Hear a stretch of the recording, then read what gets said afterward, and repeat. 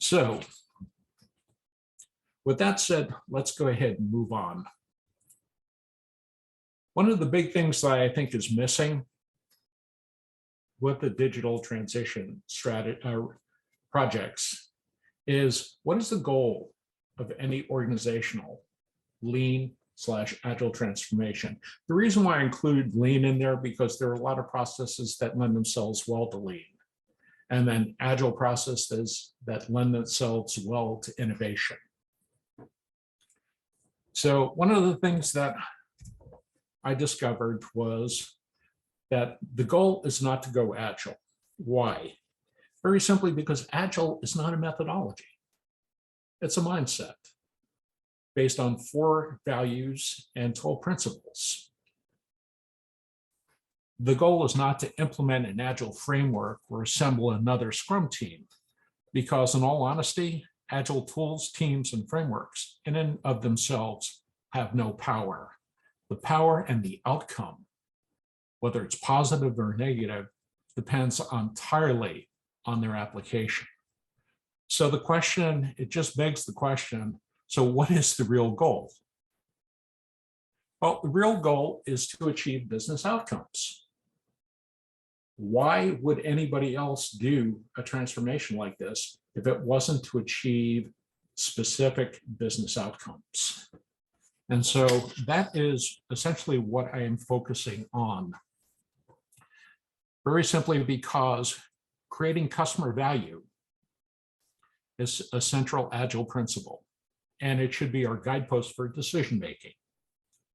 And the other thing I'll share with is, without customers, there will be no businesses. And we've seen that happen. We've seen a lot of businesses disappear.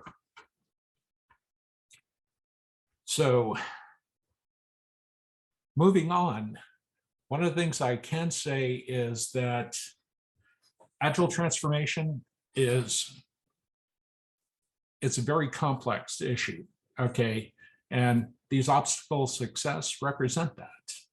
Okay, it's easy to see complexity when you're looking at it in the rearview mirror. It's also fairly easy to recognize when you're in the middle of it. But we need to remember one thing: recognition is not action. The real challenge is in dealing with the complexities to lead the teams and the organizations through it. And this is why I share these specific obstacles, because these are the things that are going to lead to complexity.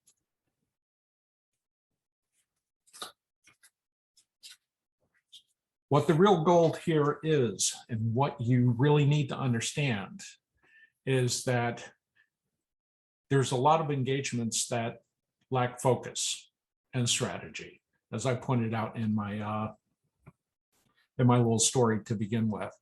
The big thing that we need to look at is the problem to be solved. Approaching it from that respect, it requires us to understand where this complexity comes from, why it emerges, and how to use it to make informed decisions. And generally, I look at these obstacles to success as specific areas that I can go ahead and point to in order to make an informed decision and take action for myself and my team.